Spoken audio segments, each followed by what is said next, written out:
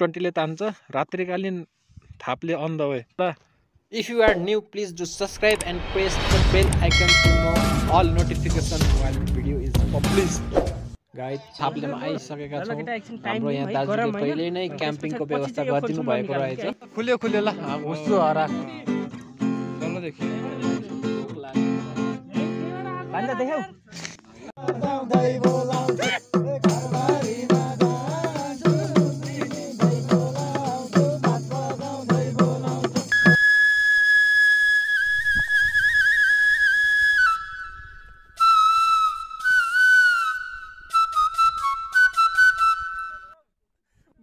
Special.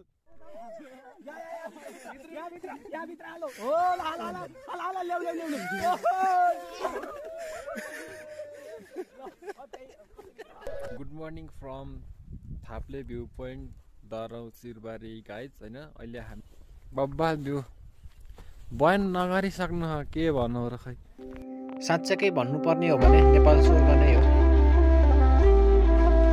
क्षितिजभरि कलिलो घामको सुनौलो रङ दन्तलहर झैं सरर मिलेर उभिएका अनगिन्ती हिम श्रृङ्खला तलतिर बादलको सिरक ओढेर मस्त निन्द्रामा डुबे झैं लाग्ने डाँडाकाँडा र गाउँबेसी एकनास हेरिरहौँ जस्तो लाग्ने प्रकृतिको आफ्नै भ्यू टावर यो हो दराउन थाप्ले भ्यू टावर.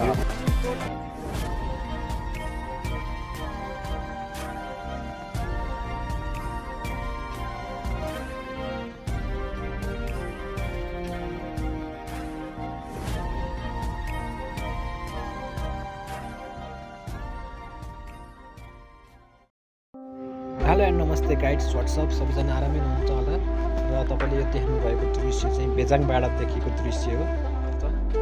20 ले तान्छ रात्रिकालीन थाप्ले अन द वे. हाम्रो बाइकहरु आउँदै राम्रो रैला देख्दै रहेछ त्यहाँ एउटा दुईटा तीनटा चारवटा पाँचवटा छवटा. If you are new, please do subscribe and press the bell icon to know all notifications while the video is published. Guys, आजको हाम्रो बसाइ रहेको छ थाप्ले, जहाँ कि हामी गएर मनोरम क्याम्प फायरिङ लगायत रमाइलो गर्नेछौँ. र अहिले हामी थाप्लेमा आइसकेका छौँ. हाम्रो यहाँ दाजुले पहिले नै क्याम्पिङको व्यवस्था गरिदिनु भएको रहेछ. खुल्यो खुल्यो ल हुस्सु हरा. ल देखि. भन्दा देख्यौ.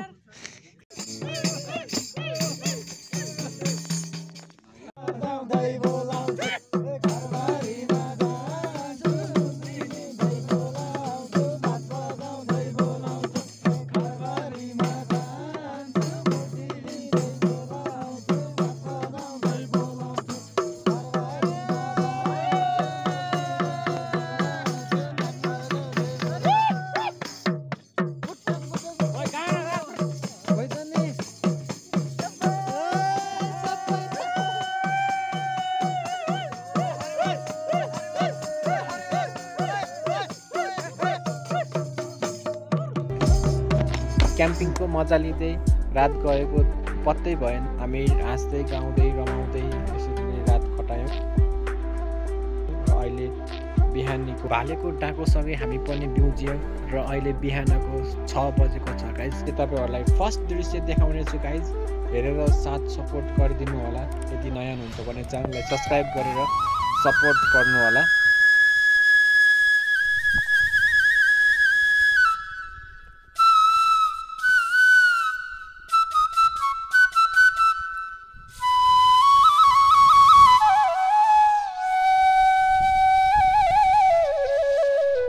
Morning from Thaple view point Daraun Sirbari guys हैन. अहिले हामी शुभ बिहानी हैन सम्पूर्णमा र हामी अहिले दराएका छौँ बिहानको भ्यूको लागि. मर्निङ सट तपाईहरुको लागि पहिलो दृश्य फोटो राख्न पर्यो के पहिला झण्डाको. मोहनी लाग्यो मलाई मोहनी लाग्यो. आधी खोल्दै छिटो हैन video. Hello guys, what's up? Let's see national flag and national Buddha. Hello guys, marks त खोल्दिने के मार्क्स लाउँ बेलुका तिमी यस्तै यसो हो देखेर नि घुमाउ त्यता बस त हो तिमी ल्याएर हैन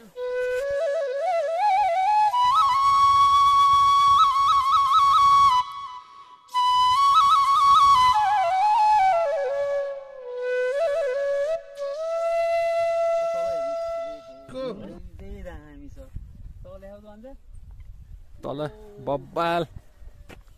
बब्बाल भ्यू बयान नगरिसक्नु के भन्नु र खै यसको सौन्दर्यता मुखले बयान गरेर सकेला जस्तो मलाई लाग्दैन। तपाईँ यही ठाउँमा भएर आफै हेरिदिनु होला। साँच्चै भन्नुपर्ने हो भने नेपाल स्वर्ग नै हो।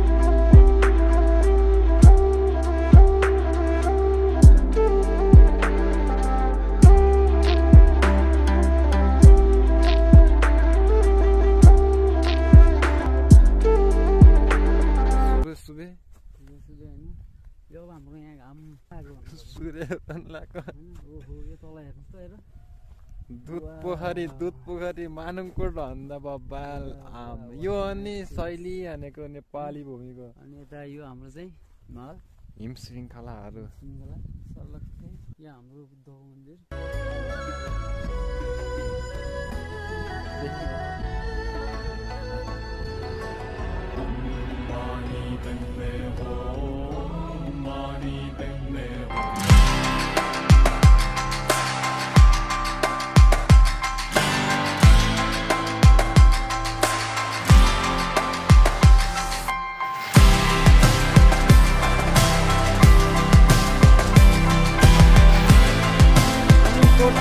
भन्नुहुन्छ नि गाइस तपाईहरु सिरबारी थाप्ले आउनु पर्यो के सर ल सिरबारी थाप्ले आइदिनु हुन तपाईहरुलाई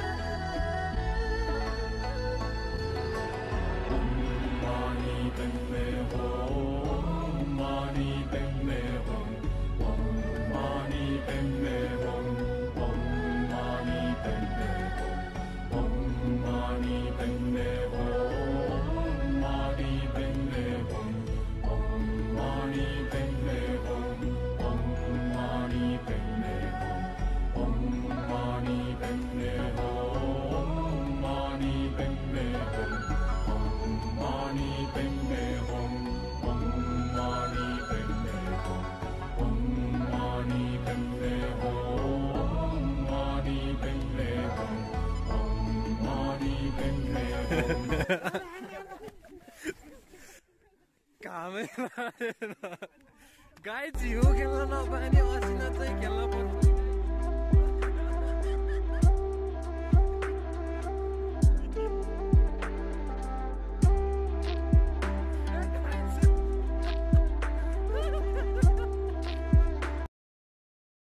खेलेको गाइस डरमा ब्लग स्पेशल या भित्र हालो हो ला ल्याउ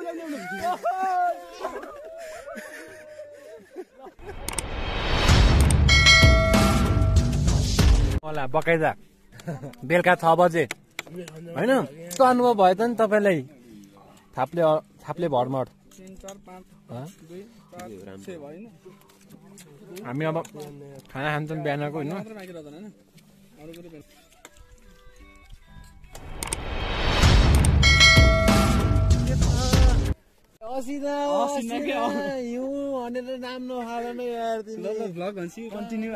कन्टिन्यू त नभनौँ जे हप्तामा 2टा हालिराखेको छु खुसी नै लाग्छ होइन जानी हो जितेर आएको के फ्यामिलीसँग ल ल ल इन्जोय आएको ल ल ल भिडियो बनाउँ बेलुका आउँछ है त अत्यन्तै खुसी लाग्यो साथी है किप लभिङ किप सपोर्टिङ होइन कि नेपाल सरकार होइन नेपाल सरकारको छैन सबै हामी आफै उठाएको गाउँबाट भन्नाले विदेशतिर भएको हाम्रै गाउँको यही एरियाको मान्छे मिलेर चाहिँ नि बनाएको के आफ्नै पहलमा यस्तो राम्रो सुन्दर ठाउँ सरकारबाट हाम्रोमा यहाँ छैन यतातिर अलिअलि परेको छ तर यता चाहिँ नि छैन पर्यटकीय त अब है यो ठाउँ धेरै अगाडिबाट कहलिएको तर अझै पनि त्यस्तो भयो भने जस्तो उसहरू सहयोगहरू त त्यस्तो खासै छैन है छैन सरकारबाट छैन के अरे अब धन्दै यो सिद्धिन लाग्यो अनुमानित कति यो बजेटको के हो पक्का अहिले बजेट हामीले क्लियर गरेको छैन सायद 3 करोड भित्र चाहिँ नि हामीले यो